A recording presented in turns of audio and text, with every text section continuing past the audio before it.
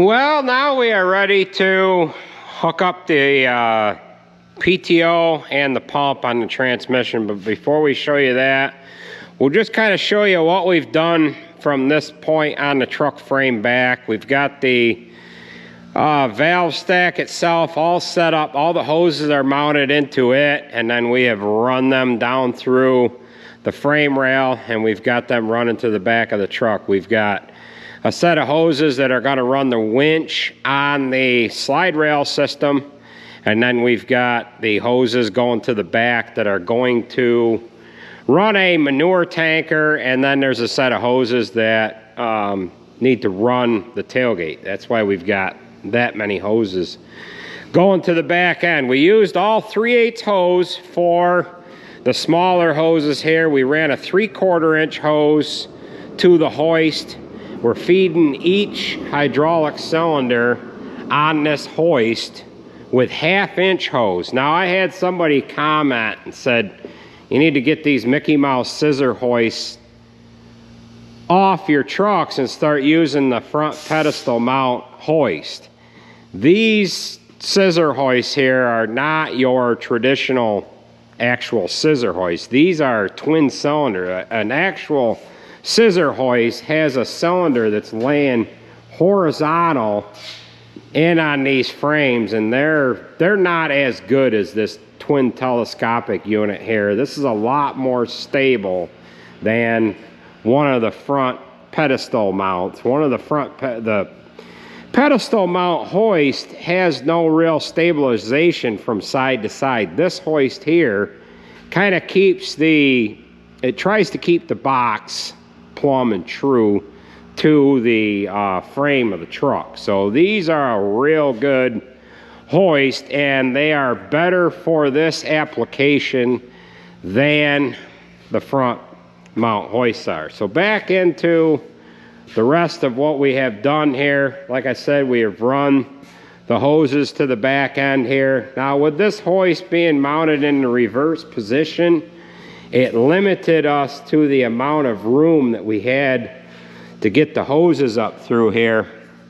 We've got that one cylinder on this left side of the hoist. It only gave us about 8 or 9 inches of room to sneak the hoses in between it, the cylinder, and the frame rail.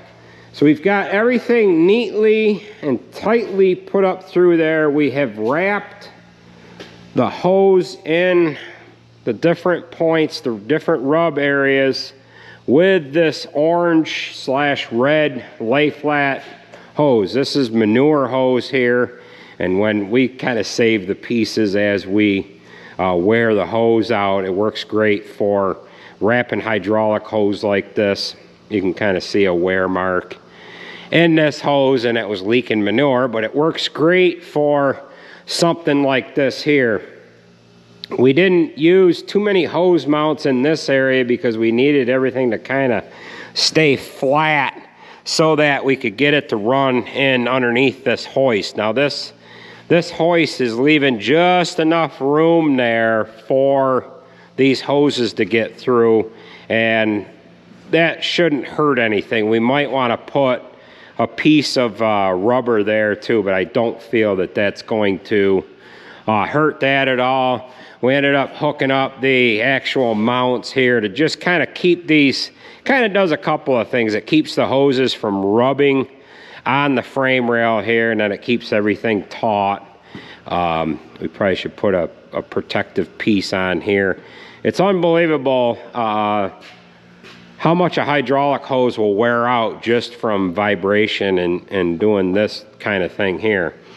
Now, this roll of hydraulic hose here was 300 feet long, and it looks like we're going to have just about enough to make the hydraulic hoses to go to the tailgate cylinders on the silage box. After we get our PTO and the pump mounted, we're going to run down through this frame rail with a wire wheel. We just mainly need to focus on this point here. I don't like the looks of this. This is where the flatbed had set on the frame, and it had chafed back and forth just through vibration here, and I want to get some paint on there to just kind of spruce this up a little bit.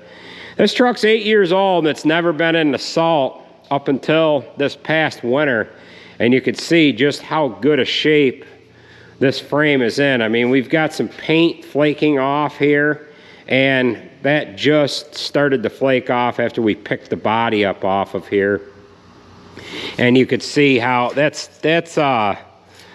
raw metal right there under this paint. So I want to get that covered up, and then there was a plate bolted to the side of the frame here that went up to the flatbed. So we've got the dipstick removed. That goes to the transmission. On the other two trucks, we ran that in behind the cab here. It was mounted up in the engine compartment here. They're mounted about here. They're kind of a mongrel to get to, and I wanted to move that so that it wasn't in the way of the PTO. So we've got the cover removed from the PTO for the PTO on the transmission, and we're going to mount that right there. So we'll show you what things look like with the PTO, and then we'll get that mounted. I've got to clean that gasket off of the transmission, and this is the PTO here that we're going to mount. It's a 10-bolt hot shift PTO that we're going to direct mount the hydraulic pump to. So we need to clean that gasket up, and then there's a new gasket here somewhere that we'll go ahead and install. There's a metal one here, and then we've got a bracket that we need to finish putting together that's going to kind of hold the pump up. It'll give a little reinforcement to that. So we are going to put this project here on hold for a brief moment, and we'll go into what we have done to this truck so far, but we need to get some things resolved. There's some work done on this vac truck here first thing so that we can use it for later on this afternoon. One of the jobs we have to do, we have to replace the rubber on the V-plow itself. And another thing we have to do is replace the pin and the bushing on this arm on this left-hand side. We went ahead and did the pin and bushing on the right-hand side. We've got that tightened up, but now we need to address the other problems that we have with this, and we'll show you how much slop this has. This arm here, I don't know if I can grab a hold of it, but you can see the amount of play that we have in that arm, and then it has dropped down quite a bit here. Go ahead and close that arm in. You can see how much lower this arm hangs on this left-hand side just from, bring the right in, just from that pin and bushing being shot. And this one on the right side is nice and tight, and it's drawn up to where it needs to be. Another thing that we're going to do is we're going to put a panel on these end kicker plates that ride against the curb. Go ahead and open that back up again.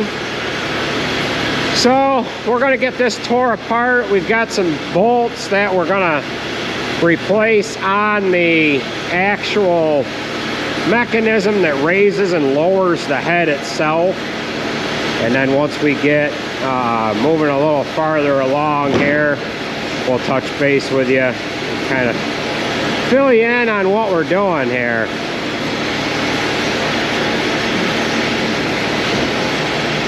That's good.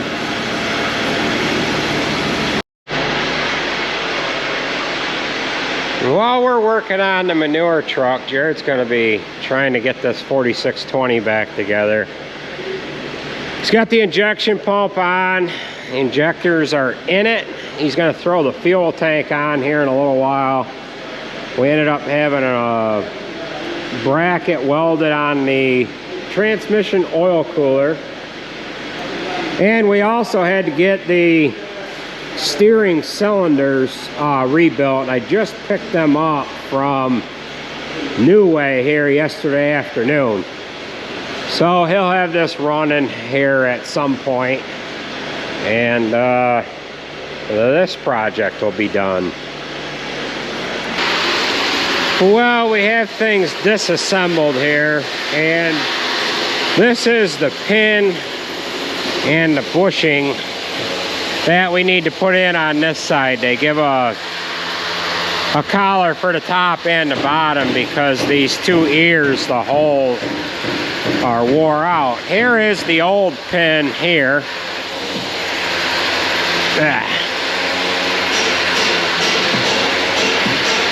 And you can see just how much wear that has in it. They already replaced the bronze bushings that are in the arm.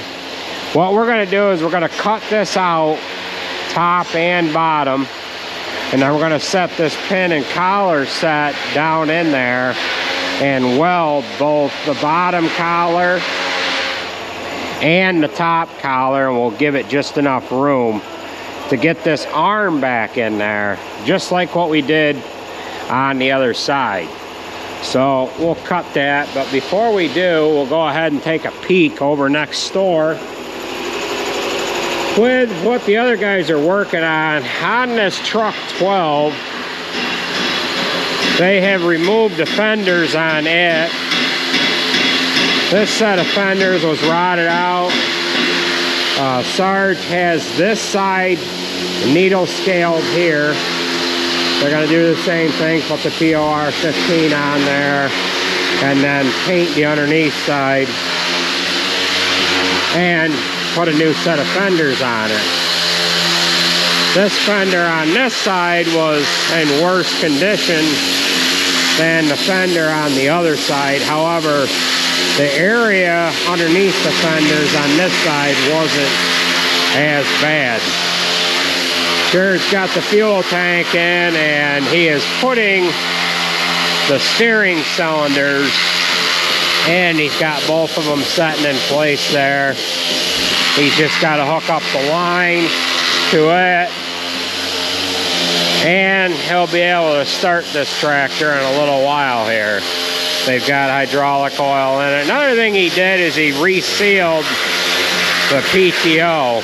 The PTO was leaking out of the back end here, and he ended up putting a new seal and gasket in on that.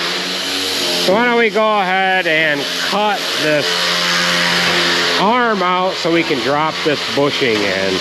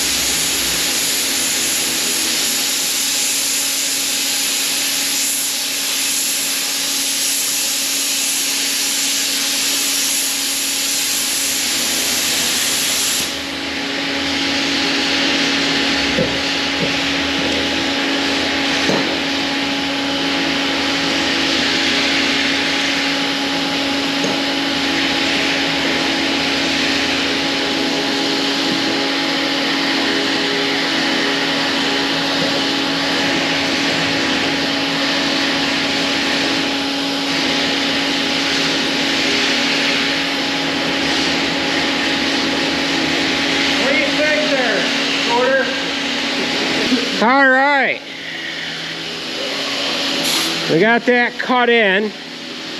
Now we'll just kind of dress it up with a grinder there.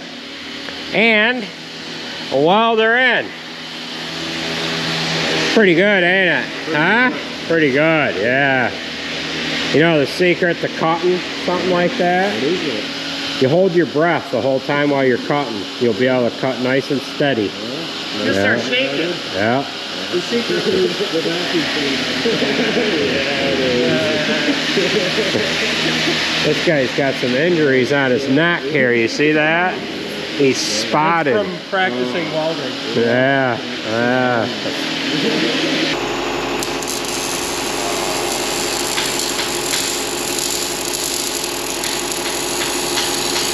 Sandman. That's me.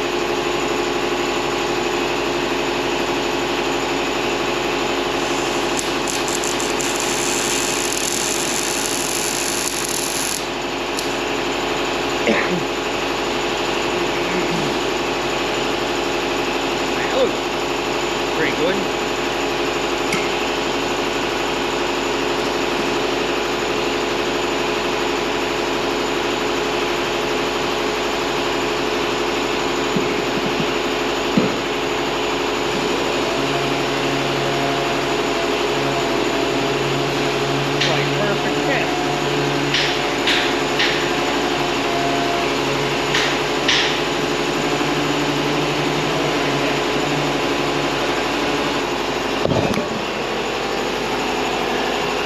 Alright, we got that all welded in there.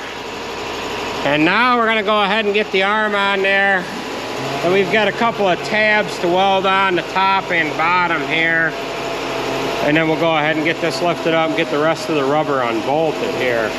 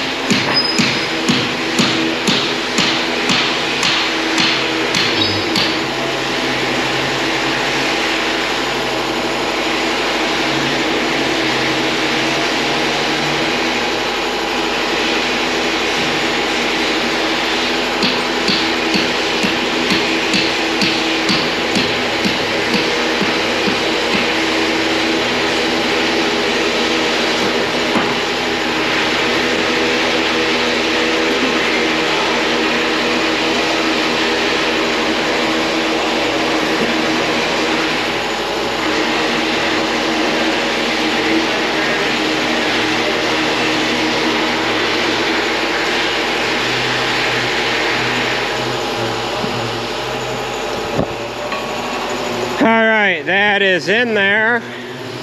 And now we can continue doing the rest of the rubber work.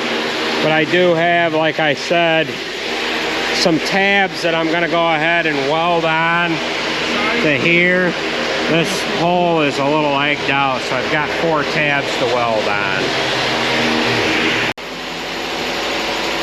Well, we have our pin and bushing welded and we've got that arm back on there, and they went ahead and removed the old piece of rubber.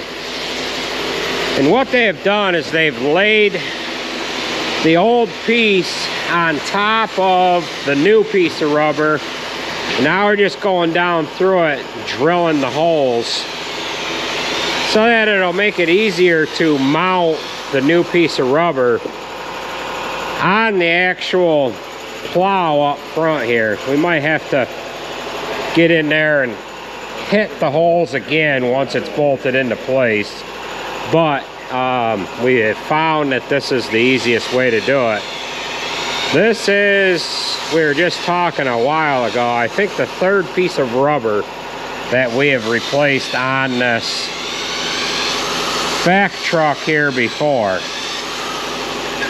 since we've had it. And we've got about 10,000 hours on it so far. This is where it hinges. We have to cope that top of that piece of rubber out so that it can make its way underneath the actual arm itself, so that that can fold in and open up. So they're just moving their clamps down as they go.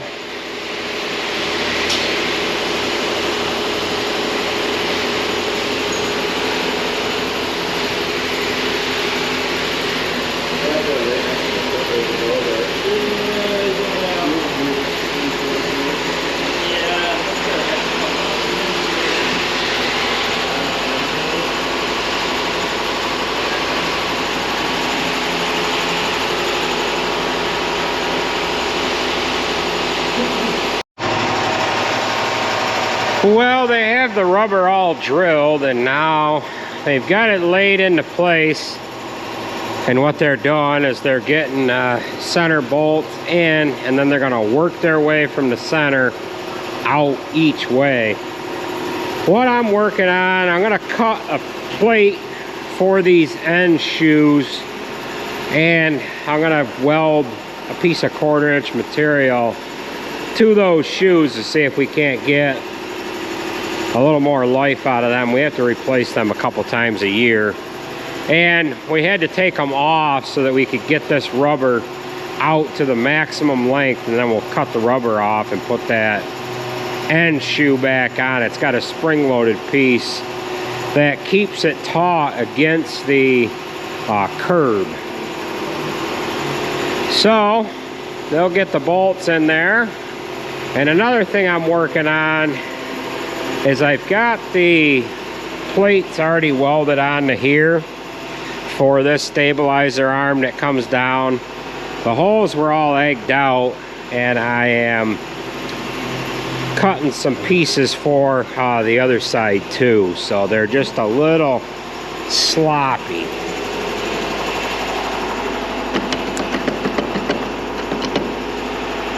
Got quite a bit of movement there, so we're just going to weld 4 pieces on, 2 pieces on the top and 2 on the bottom.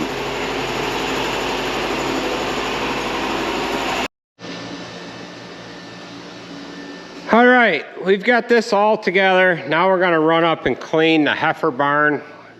We're about 2 hours late doing that job, and we'll see how everything works here. We ended up putting a piece of metal on these skid plates that run across the curb. I only had material that was 6 inches wide. It needed to be 9. We just kind of capped that off, get a little more life out of it. Got the rubber on there. We replaced both pins and bushings on both hinges on the arms, and we also ended up welding the plate on each side of these stabilizer arms, top and bottom. We did the left side here, and we did the right side. So why don't we go up and we'll see how it works up in the heifer barn.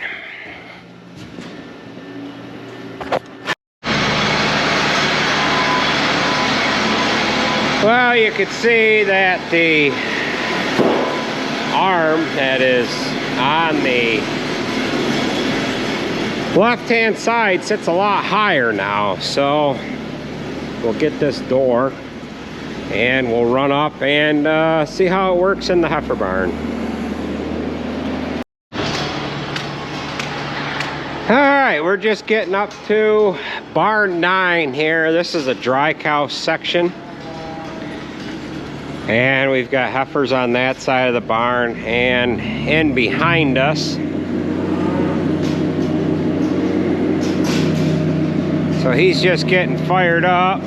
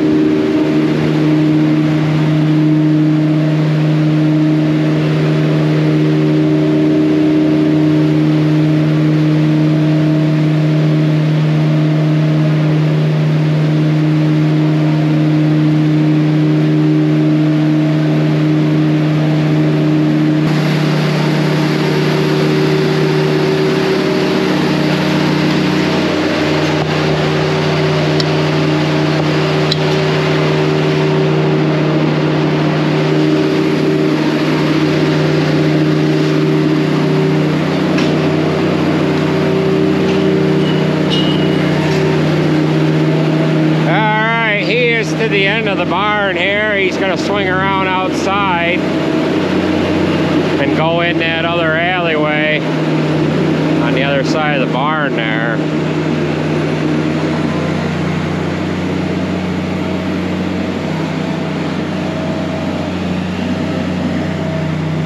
Actually, he's gonna come back in and suck this little pile up first, and then he'll go over to the other side.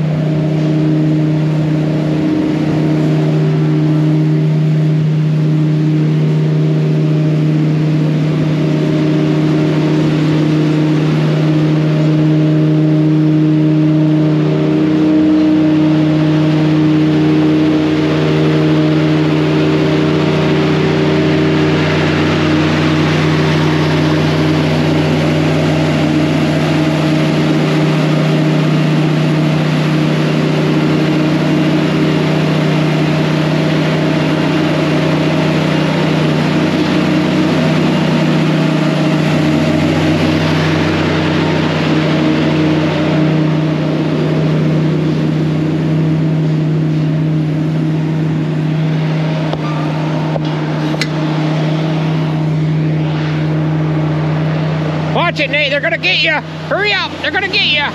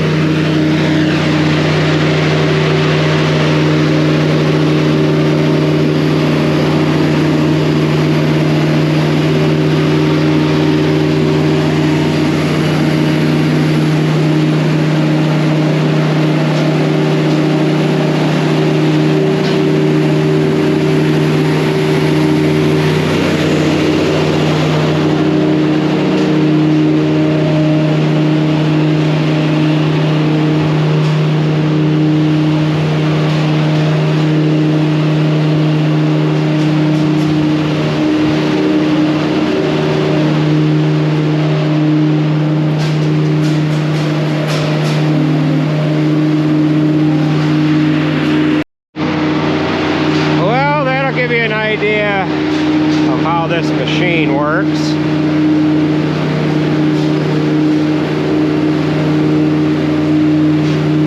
We have videoed it before. Works real good with that rubber on there though. It had about 2.5 inches wore off of it. And the trouble with it is it puts the vacuum unit down to the floor too close. And it doesn't vacuum up as good because it starts pushing the material in front of it, because that dam that the manure is going back into where the suction unit is lower to the ground.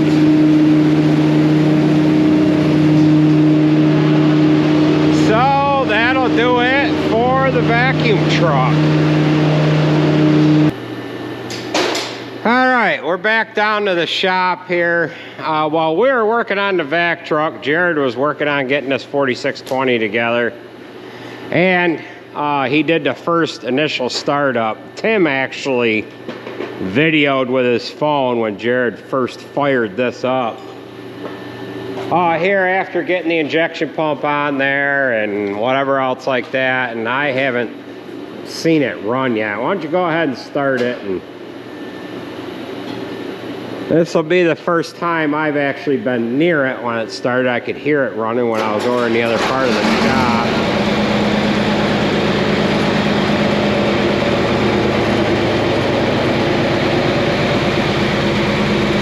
He ended up putting, well, I don't know if he put both new battery boxes on there. Yeah, 2 new battery boxes on there. New seat, the steering valve.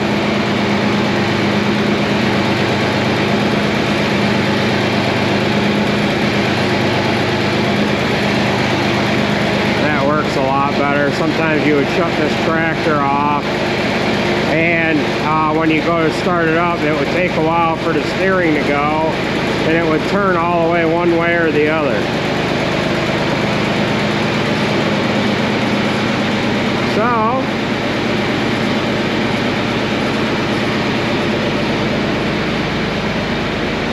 we get the fenders back on it tomorrow, and then we got to use this tractor here to pull a manure pump out of the pit.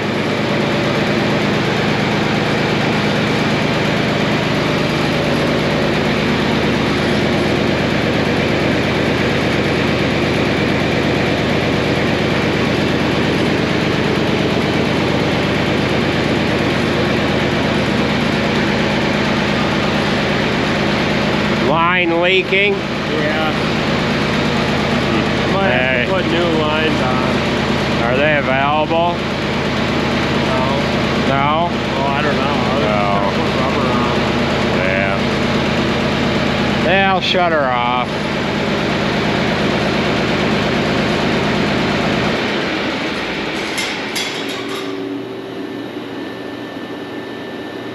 Well, I guess that's gonna do it for this video.